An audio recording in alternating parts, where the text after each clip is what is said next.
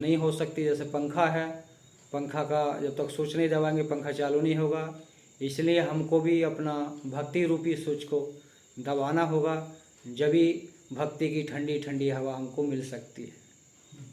ना तो हम इस विकारों रूपी गर्मी में तड़पते रहेंगे।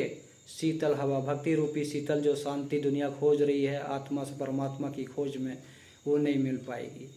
उसको खोजने के लिए हमको अपने आप में ही, अपने ऊपर ही पीएचडी करना है।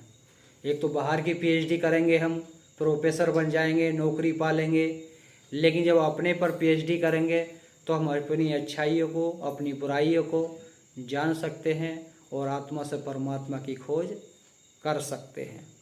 इसलिए अपने आप पर ही हम जितना अपने आप को जानेंगे इतना ही परमात्मा को जान सकते हैं। हम परमात्मा को जानने की कोशिश करते हैं, अपनी कमियों को जानने की कोशिश नहीं करते। इसलिए उस परम सत्ता की हमको ऊर्जा नहीं मिलती।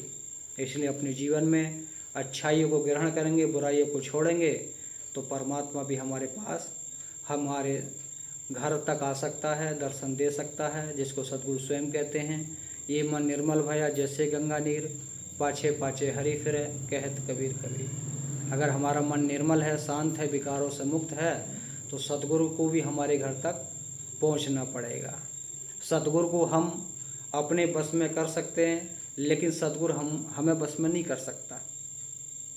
हम अपनी भक्ति से सद्गुरु को अपने घर बुला सकते हैं, लेकिन सद्गुरु अपने घर आपको नहीं बुलाएगा। आप अपनी भक्ति से ही जाएंगे।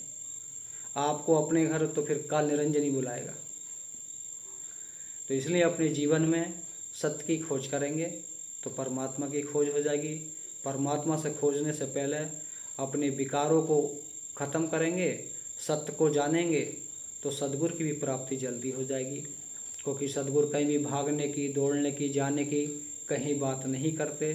सद्गुरु कहते हुए आपके आसपास में ही परमात्मा खड़ा, माँ के रूप में, पिता के रूप में, बहन के रूप में, भाई के रूप में, पति के रूप में, पत्नी के रूप में।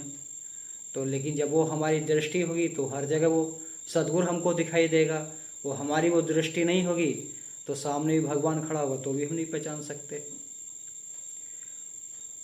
जिसको कबीर साहब कहते हैं हीरा हीरा पड़ा बाजार में, ले लो घाटी। हाँ, वो थोड़ा ध्यान से हट रहा है, लेकिन हीरा बाजार में पड़ा है, लेकिन जो जोहरी होता है उसको परख लेता है और मूर्ख उसको लात मार के लुढ़का देता है। इसलिए हमको ऐसा जोहरी ज्ञानी बनना है, उस हीरे रूपी आत्मा को जानना है, उसको परखना है और अपनी ज्ञान की कसौटी पे उसको सर्च करना है, अच्छा है या बुरा है। जब भी हम परमात्मा की भी खोज कर सकते हैं। क्योंकि परमात्मा हमारे आसपास में ही है, लेकिन हमारी आँखों पे मोतिया बिंद हो चुका है, हम उसको देख नहीं पा रहे। तो इसलिए उस मोतिया बिंद का हम इलाज करेंगे ज्ञान से, भक्ति से, सेवा से, करुणा से, ध्यान से, पूजा से, अच्छे ग्रंथ पढ़ने से, माता पिता की सेवा से। तो हमारी आँखों का मोतिया बिंद धीरे धीरे ख़त्म हो सकता है। क्योंकि जब हम दवाई ही नहीं डाल रहे आँखों में तो आँखों का मोतिया बिंद कैसे ख़त्म होगा। वो मोतिया बिंद नहीं ख़त्म होगा तो फिर परमात्मा को कैसे देख सकते हैं। इसलिए हमारी हृदय रूपी आँखों में जो है मोतिया बिंद हो चुका है, उसकी लाइट को विकारों ने दबा लिया है। और मोतिया बिंद का इलाज बड़ी मुश्किल से होता है।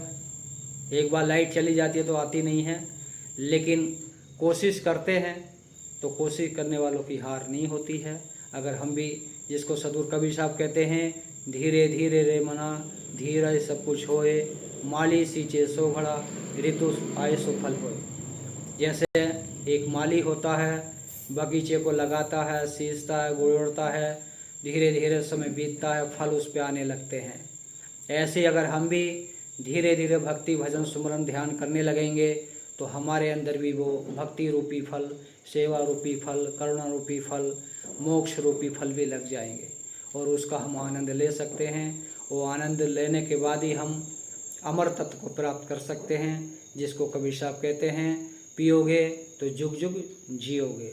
अमृत रस को पियोगे, भक्ति रस को पियोगे, सेवा रस को पियोगे, ध्यान रस को पियोगे तो अमृत रस भी अपने आप चखने को मिल जाएगा।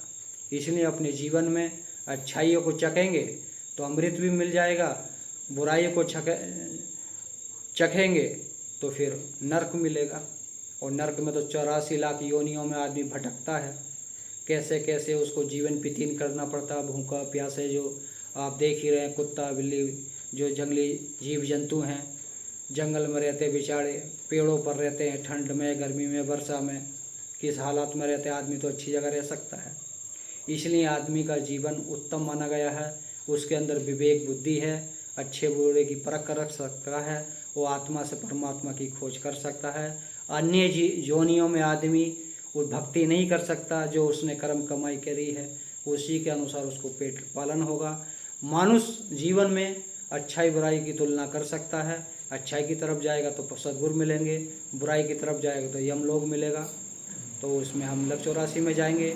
इसलिए अपने जीवन में सत्य की खोज करेंगे और सत्य को जानेंगे तो परमात्मा हमारे पास में खड़ा होगा।